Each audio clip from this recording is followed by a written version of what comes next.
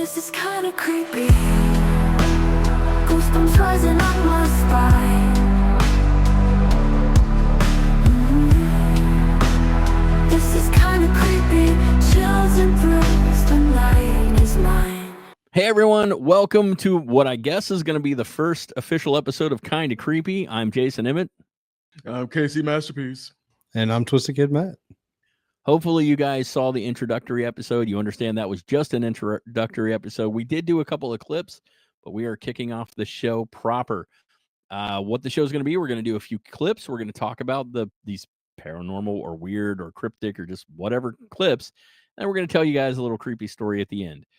So we each bring a clip each week. I think we're going to start with my clip. It's a little over 2 minutes long, I think.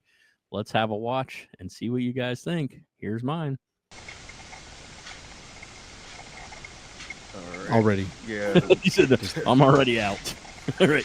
So Okay. I clipped off a lot at the beginning because there was a lot of them. They had cameras set up on this supposedly ventriloquist dummy head at all times.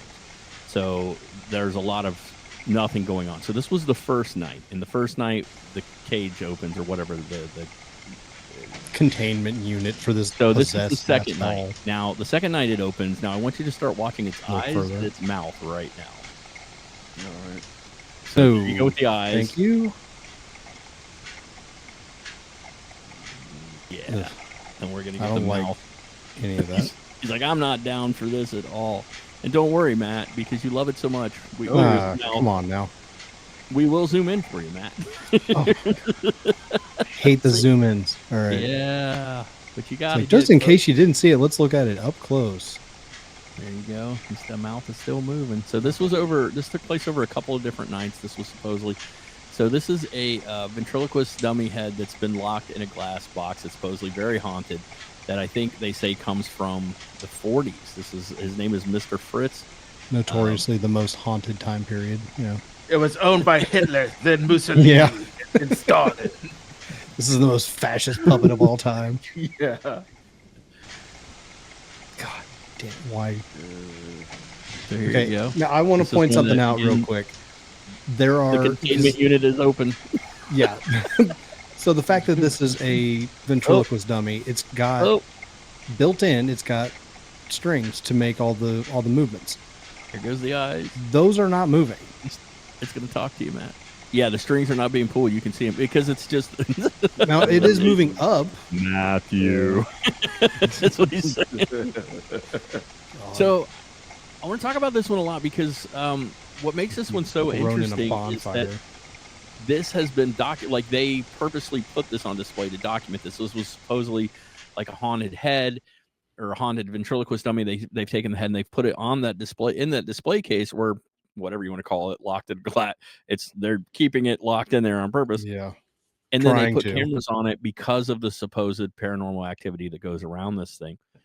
This is one of those I watch and I'm like, it seems pretty legit to me. I mean, I guess it could be they could be faking it, but the thing that you don't get from the video I just showed is they will film this thing for hours, and some nights nothing happens. And I clipped it to get to the good stuff. And then But zoomed in because you're a bastard. But whatever. I get the zoom was from the original. That Oh, wasn't okay. me.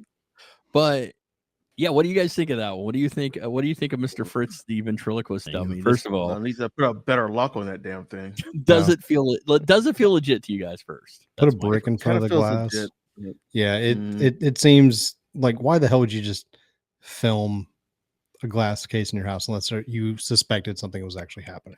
Well, so I kind of feel like whenever somebody tries to fake something, they try to do a lot more than that. Like they try to show like way over, and then there's nothing over the top in that clip. It's just creepy, right? I feel like if it was faked, it would have also turned and looked directly at the camera, and then Yes, there would be more. Yeah, I don't know. It just feels very real to me because, and it's almost like we took your body away, so you can't get through the Yeah. house.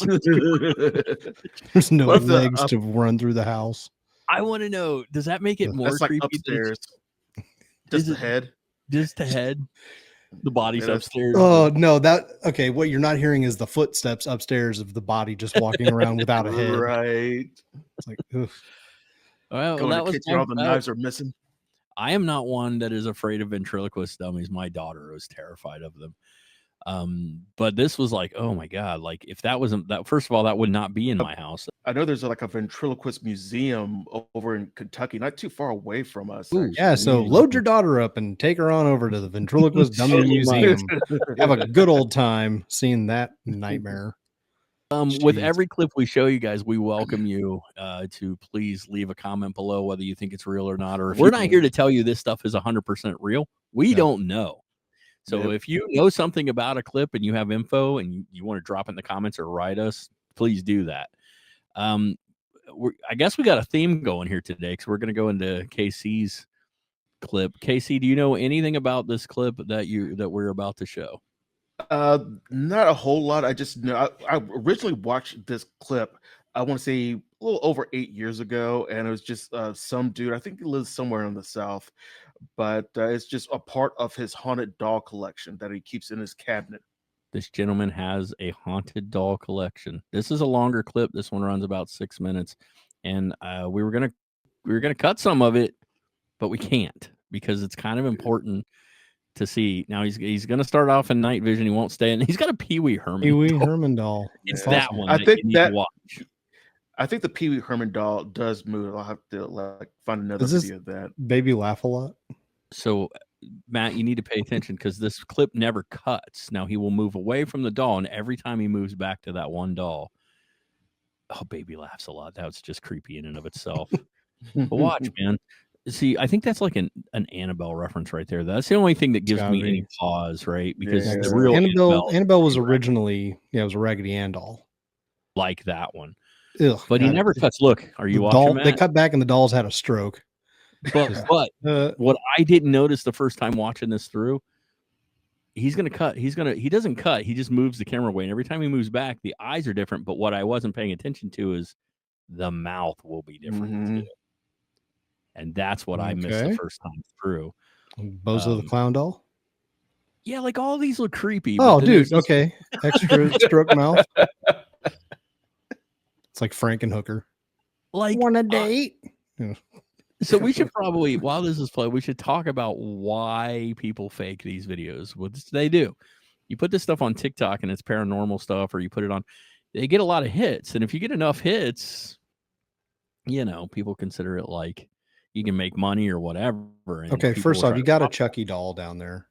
He does have a Alright, Chucky the doll down eyes there. back, the mouth is And he kind of has a- close to the same. And he has a Five Nights at Freddy's hanging off the door handle. But he just keeps coming back to this one, and every time, but you notice he makes comments about the fact that it's like it won't do it, like he'll turn and turn back and it's done it. Yeah. Which is why he keeps turning and turning back to show you that. The first question I have is, That one's if these too are all- realistic. if these are all haunted dolls, why the hell would you like what is wrong? Why with is the it? cabinet open for one? Yeah. He opened it, and that's my he point. opened it this Why time. wouldn't- Well, I mean, listen, Troll if they're doll. demonic All right. dolls, is glass gonna stop them anyway? Well, only if there's like inscriptions on the Jeez, glass, look like in at that. 13 Ghosts. Yeah. Look at that. Pee Wee's just Yeah. chilling. Totally different. Okay, so let's discuss. Don't like that it goes out of focus. That right there to me Could throws be a a little bit of the make it a cut. So I have some side questions. eye. It's just In order for this to be a legit fake, he would have to have multiple different heads with different expressions. Right. And every time he 'Cause- pans over, he had to switch him real quick, but it doesn't look like the doll itself has If he- moved. yeah. So if if he's you not see- doing it in the like editing software afterwards. If you see from the clip, and Kevin color? kind of backed this up, this is from 2015. This clip says. Yeah. So, and Kev kind of backed that up. Mhm. That it was 8 years ago he watched this, so we're not talking AI. And Yeah. that mouth, that plastic, that looks pretty real to me. Yeah. So now we're like in full color with the lights on a little bit. This is where I was telling you guys it made me very uncomfortable. I had to keep seeing panties. The doll's panties just creeps me out. Stop it, dude. How's that one for And you now, that Matt? doll. I don't. That's It's creepy. worse. Just Why zoom in? dead eyes. Well, but none of the others in this video really do anything, but this one. Now, at the end of the video, he's going to kind of do a. Do not open. You got the damn cabinet open the entire time you're making this video. But that's another thing that makes me wonder. Like, there's a Beanie Baby in here. Like, is this legit, or is this somebody just trying to get, like, going and buying creepy dolls and saying? But again, how many times do you have to switch the head on the one and the center? Now, from what Kev has kind of led us to believe, though, he has multiple videos of this case, right? It's not just he's done more than one video. Okay.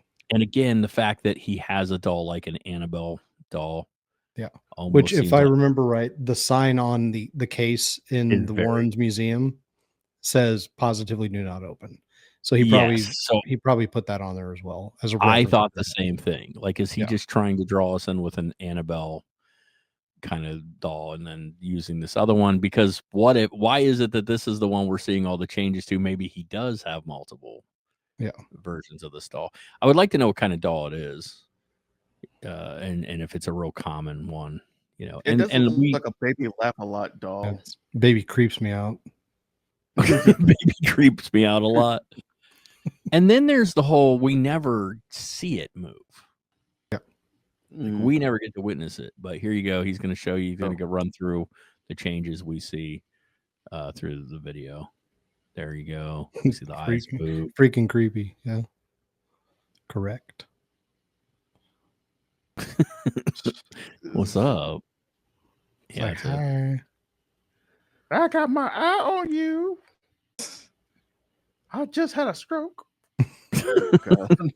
So my question is, how do we feel about this video? I think this one gives me some pause. I would definitely wonder, just because, again, it would be difficult for him to have this many heads to change out.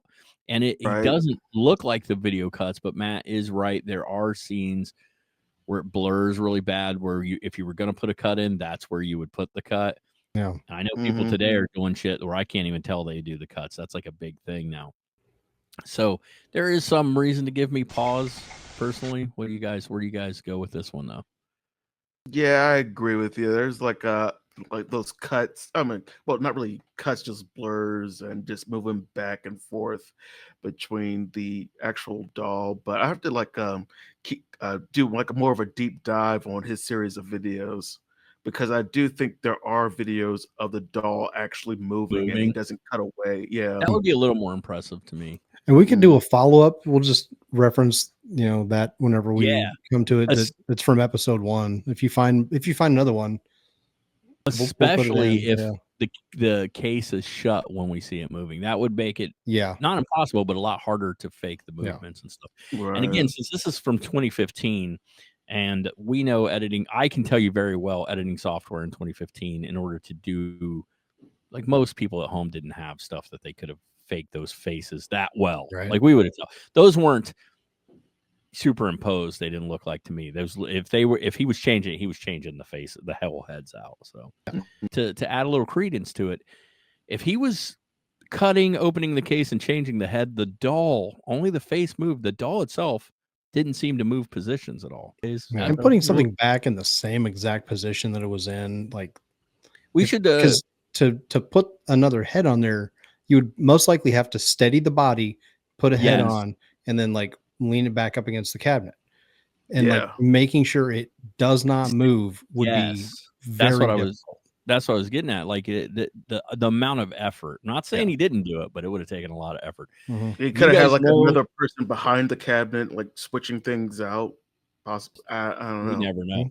If you guys know anything about this clip or the gentleman who filmed this, please let us know. We would love to find out more. If you are the gentleman that filmed it, absolutely, we would love to talk to you. Love to talk to you. All right, we have one more clip. This one was brought to us by Sir Matt down below. I don't know what this clip is, so for listeners of our previous show, my wife Connie gets brought up a lot.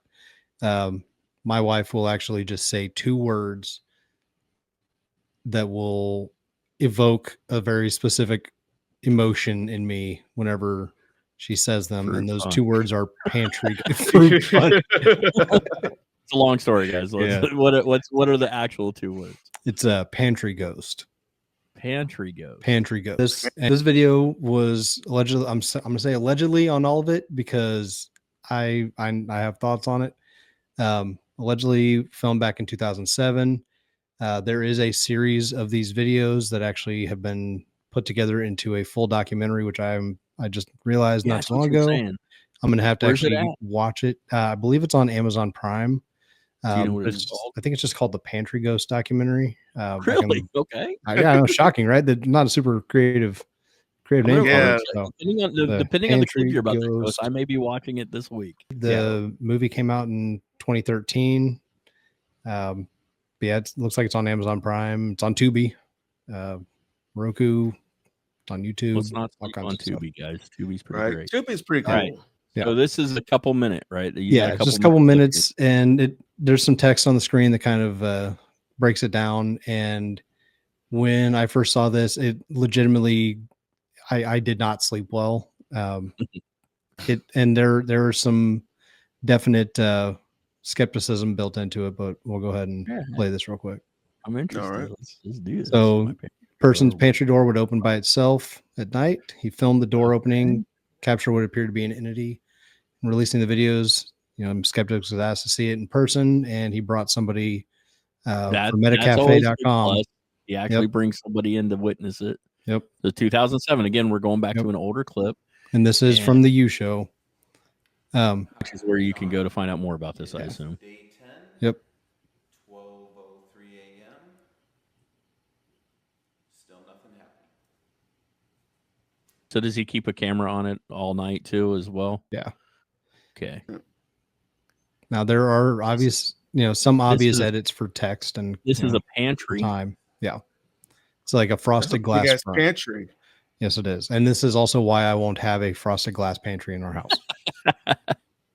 Just because of this. Yeah. And what you're going to see is I won't even eat frosted Pop-Tarts. It's going to be pretty obvious. Yeah, I'm already seeing something going on. Yep. Looks like hands. Yep. On both sides. Now this guy comes up and he actually puts his hands on it, and he's saying that it's cold in that spot. Ooh. And then here's where I would shit myself. Yeah. Actually, is that a face that's pressed up against it now? And then it backs off? Then the door opens on its own. Not a lot of space in there. Not a lot of space. Yeah. And he didn't open that door. That just he did not. Now I watch a lot of paranormal clips. And I've never seen this. Every one of these that I've seen, they purposely go in and try to debunk it. Sure. Like there's not even room for somebody to stand. If you look, there's only like an inch or two, or just a couple inches between the shelf and the door. So now, you could probably remove the shelves. And that is some of the skepticism people have had. I didn't notice anything that looked like a clear cut point from when he backs up from the door. Now he backs up from the door opens. I didn't see any cut point per se. Yeah. Again, and you can hear the doorknob turn and unlatch itself too. So the only thing I could see if it was fake is it's definitely not. I personally wouldn't think it's a person inside there faking it. I would think if it's fake in any way, it would have to be a superimposed image done. Yeah. So I could drop something in a video editor and drop the opacity down, try to line it up. It would be difficult, especially in 2007. Not impossible. Right. Yeah. But again, we're only saying this because it's a lot of work. Yeah. Is what we're getting at. Seems to legitimately have come out in 2007. Apparently, this is the clip Matt brought to the show, but there's a lot more to go off of than just this clip. There's a whole series of it, and they've turned it into a documentary just called The Pantry. So I would imagine more things than just that happen. Mm-hmm. It seems to be almost an abandoned house, or one that's like up for sale at the time. And they've filmed the same pantry, like with stuff in the pantry at the time, like on the shelves. Cause it's, we'll go ahead and call it out here. If it's fake, it would be a little easier to fake if there's nothing on the shelves. Sure. Like there wasn't in the video, but there's other videos where there's stuff on the shelves in the videos. So, but yeah, I'm interested to know more. Very creepy movie. Yeah. And once again, if you guys have seen the documentary or you have any thoughts on this or you're involved in it in any way, drop us. Or if you live in the house. Yeah. If you live in the house, invite us out. We also want to know you what can all fly us out too. That'd be great. well, we also want to know, do you know where it's at? I don't offhand. It says California. So okay. yeah, If you guys, the guy that they brought there was from Sacramento, so he probably had a little bit of a drive to get there, but Yeah, we'll pick up Just some as In and Out California. and then head over. Yeah. yeah, there you go.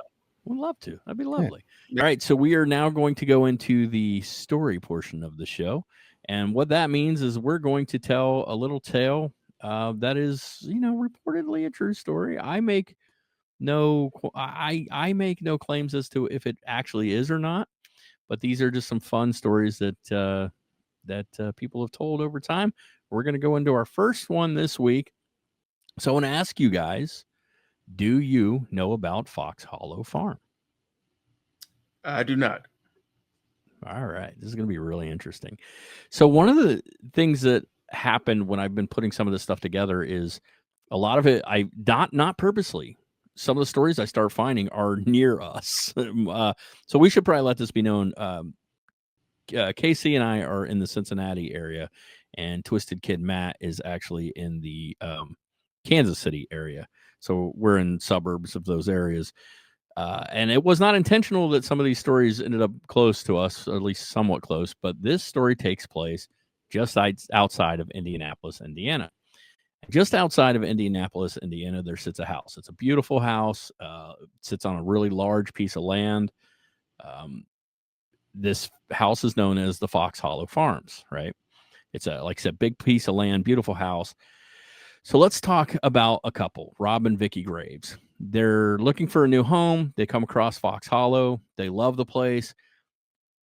This sounds like something straight out of a horror movie. They can't believe how affordable it is. Like, they can't understand, like, why is this house so affordable? This land, the property, everything, really good price. They end up purchasing it. They move in with their two teenage boys. Now, this house had been completely renovated after the previous owners had left. It was a large property, had an indoor pool, has a guest house, whole works. And that indoor pool is where our first experiences kind of take place, right? So we're going to get to that first. Rob and Vicky's sons, they would go outside. They're teenagers. They go outside, play ball, whatever, play basketball, whatever. They would oftentimes come in, run straight into the pool, jump in the pool, cool off afterwards, whatever. So because of that, they would often track a lot of dirt into the house. We would see, little pebbles and dirt and whatever. So Vicky would go out to the area with a vacuum cleaner and she would vacuum up after them. Well, she's out there vacuuming one day and she says the vacuum just stops on her. She's vacuuming, stops. So she goes around to where it's plugged in and she sees, hey, it's pulled out of the outlet. So she plugs it back in, she starts vacuuming again, and it stops on her. So she goes back over, sees it's pulled out again. So she plugs it in and she kind of tests it, gives it a little pull to see if it's like loose or something. Maybe that's what's going on. It's not. She says everything seems okay. So she starts to walk away. But as she's watching the plug in front of her, she sees the cord get yanked out of the wall. She sees it, like physically sees the cord pull out of the wall. So it freaks her out, right? But she's like, maybe I'm full of it. Maybe it just fell out. I'm just jumping to conclusions. So it's weird, and it creeps her out when she sees it. But we've all had creepy incidents. She decides it's not enough to go run into her husband and be like, oh, I saw a cord come out of the wall. How do you explain that, So she doesn't say anything at first. Now, her husband, Rob, he owns a car dealership in town, and one of his employees, Joe seems to be having a really hard time getting into work on time, So Rob approaches Joe and he says, hey, what's going on? You're a great salesman, whatever, but you're coming in late a lot. Is there a problem? And Joe's like, yeah, man, I live like over an hour away. And I've been trying to find a place closer because, I'll run into traffic or whatever. And I'm really trying, and I apologize. Well, Rob's like, hey, you know what? We actually have a guest house on our property, and we could use somebody, if you were interested in moving in, you could rent our guest house. That would help us out, help you out because it's right by work. And Joe's like, yeah, that's awesome. So, he ends up moving in a little bit later. And right away, trouble starts for Joe. So his very first night in the guest house, he starts having nightmares. He starts having these nightmares that someone's chasing him across the property. They're trying to kill him, right? So without even knowing, without realizing he's doing it, Joe starts to sleepwalk. Okay. And he's having these dreams that he's being chased, and he starts running, And he ends up running right into a doorway in his house. He falls onto a table, cuts his hand open on broken glass when he does this. All right. Jeez. So this is the first thing that happens to Joe. One day, Rob's outside and he's actually painting part of the house. And Vicky comes over to him to talk to him. They talk for a few minutes and she goes to walk away. And as she turns to walk away, she sees a man in a red shirt standing near the tree line a little ways off in the backyard. Mm. So she thinks, oh, great, there's a trespasser. Now, I don't want to get to it yet, but there's reasons why they think people might be trespassing onto this property. This property is kind of famous for certain reasons to people in town. I think I've heard a little bit about this house now that you start telling the story. So she's like, all right, there's a looky-loo. We got a trespasser who wanted to see this infamous property because this property is very infamous. So Vicky started towards this man, but the man turns to walk away. So she kind of hurries over, and as she gets closer, she says it was almost like the man just started into the woods and then just disappeared, like she couldn't see him anymore. And they kind of yell or look around, but they don't see anybody. So no big deal, right? So later that night, Joe's in in the apartment or in the guest house, and he's washing dishes, and he hears somebody knocking on the door, and he's in the middle of washing dishes. So he's like, I'll be there in just a second. Just give me a second. Mm. And as he's trying to dry his hands and stuff, the knocking starts getting harder and harder, like boom, boom, boom, like on his front door. So he's like, damn, what's going on? So he dries his hands and he runs over to the front door and he opens it. Nobody's there, right? So he's like, he's a little confused. He's like, I don't know what's happening here. So he steps outside, starts looking around, but there's nothing. He doesn't see anything outside. So he's a little shaken up. He's like, I don't know what the hell's going on. Goes back in, and when he walks back in his apartment, now I should probably tell you he has a dog too. He has a dog that lives with him.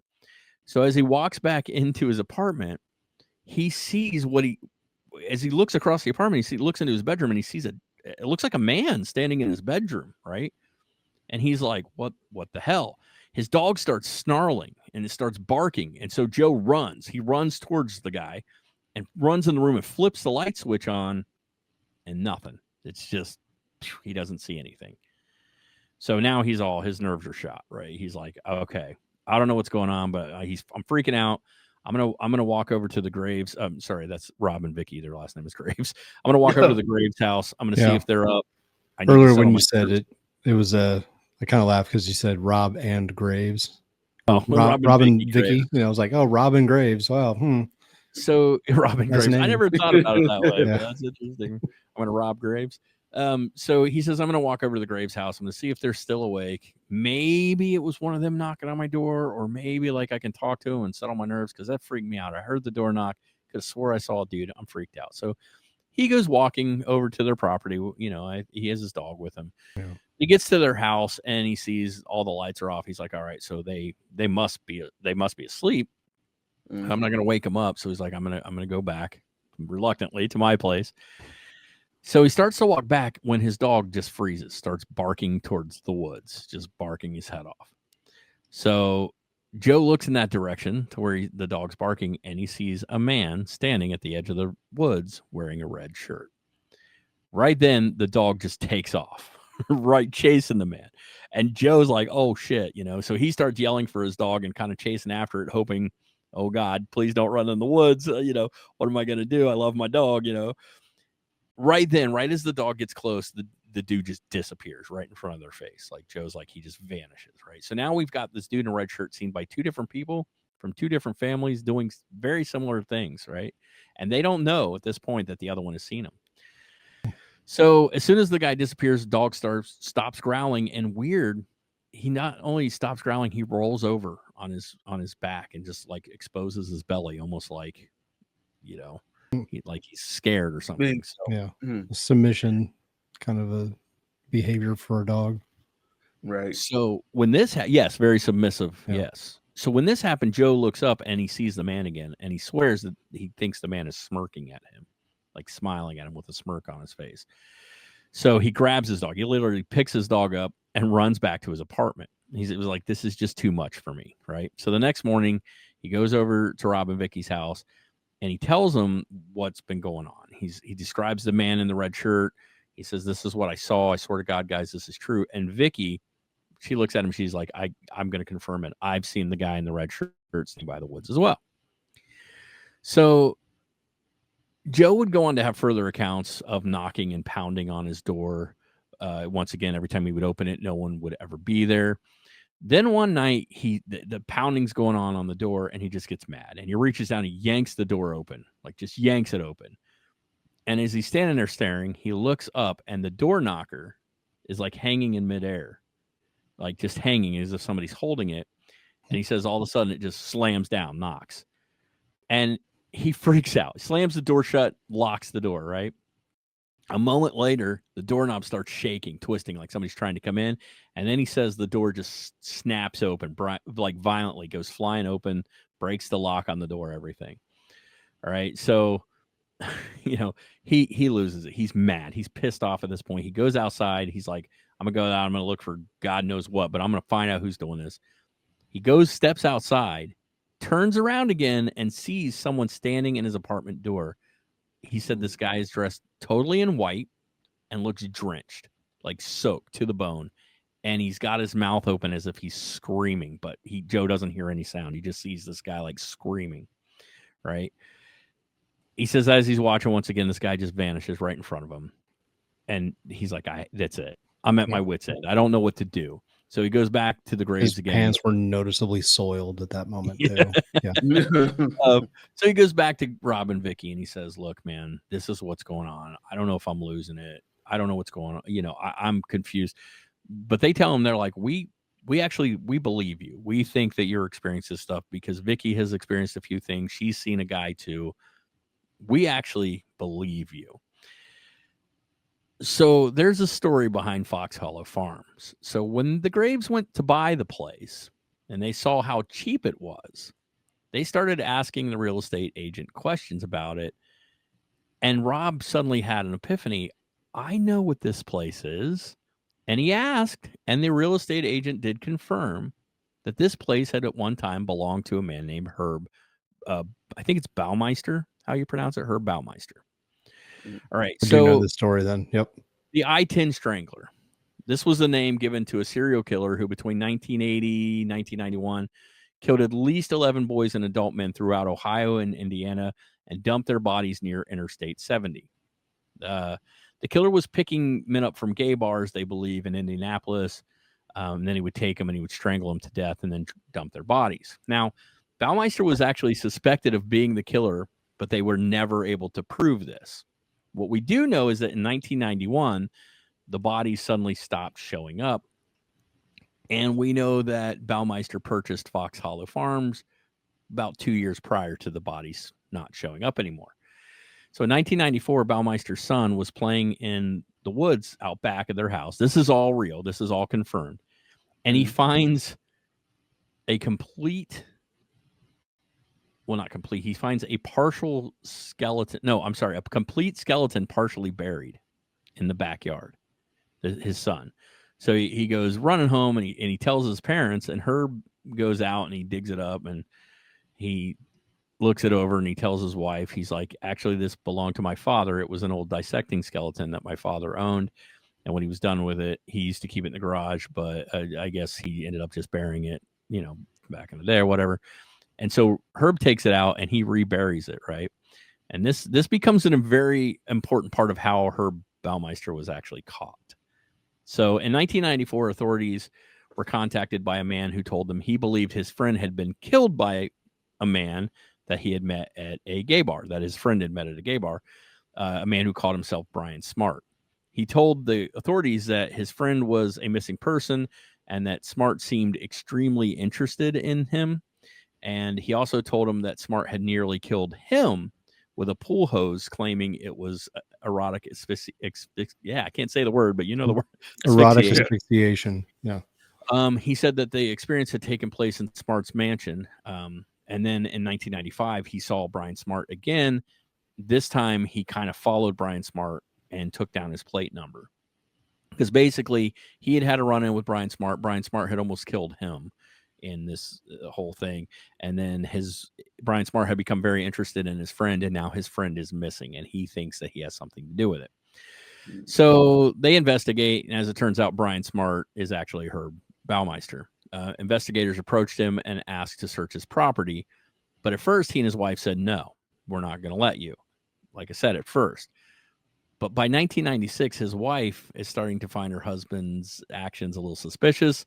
And she's kind of thinking back to that whole skeleton thing that a couple of years back or more than that, but way back, that her son had found buried in the garden.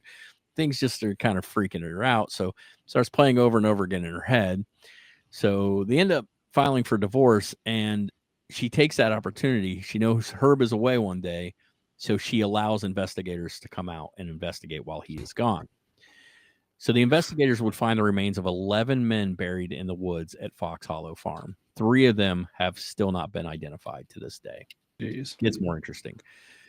So Joe, well, let's bring this back to Joe and the Graves family, who they know this history. They knew the history, but the house had been completely renovated inside. It wasn't really the same, and they were getting a hell of a deal on this like mansion, basically. They changed the water in the pool, which, by the way, a lot of the murders took place in that pool. They believe most of the murders took place in the pool, yes, actually, and that he would bring young men back to the pool house and get them in the pool, and then he would strangle them or drown them. Yeah.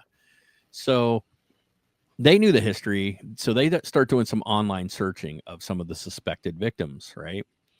And they're pulling up images, and one of the images right away, Joe freaks out. He says, "That's the guy that was standing in my apartment door screaming. That's him right there." So Joe decides he's going to go out walking into the area where he thought he saw the man in the red shirt, where Vicky also thought she saw the man in the red shirt. So he goes out there, and he finds sitting there, not buried, nothing, sitting there as if somebody wanted him to find it. He finds a bone, and they call the authorities. The authorities come, and it turns out it's a human femur, and it's a legit bone. It was added to the investigation, but now Joe thinks he's been seeing victims of Herb Baumeister. That's who he thinks he's been seeing in the house. And so a few nights go by, Joe's on his computer, and he starts hearing this scraping sound, this loud scraping sound in his kitchen. And he goes in, and he finds these knives sitting on the sink in a row. And it looks like cut marks have been made on the cabinets. So at this point, he pulls out his phone, and he starts to record. And he doesn't really pick. He's asking some questions, trying to pick stuff up. Nothing really happens, but he ends up asking one specific question, thinking this might be another victim trying to reach out for help. And he ends up catching a voice on the recording. Let's go ahead and play that audio. It's a real quick 2-second. We'll play it twice. He asks a question, and he gets a response. Now, remember, the only people in the apartment are him and his dog. That's it. All right. Who keeps walking in the kitchen? All right, play that one more time. Who keeps walking in the kitchen? Aside the fact that Joe sounds a lot like Tobey Maguire, Pizza time. So what I want to say is, according to people who've listened to it, and I hear it when they say it, they think that it says, the voice says, the married one. The married one. So he says, who keeps walking in my kitchen? And he thinks the response is the married one. What's really weird about this is that out of all the known victims, that the ones they've identified, and so far they found, I think, 11 bodies, and I've identified all but 3. And there could be more out there. We don't know. But that's what they've identified so far. Out of all of them, none of them were married. They were all young victims, single men, so they are kind of freaking out. They're thinking maybe the only person that was married that was involved is Herb Baumeister himself. So some think it might have been him. Some think it might have been an unknown victim. So how could it have been Herb Baumeister? Well, unfortunately, we'll probably never know, because Herb Baumeister killed himself. He went on the run basically after they've never officially charged Herb Baumeister because they never could. They believed it was him. They had plenty of evidence. He took off, ends up going to a park.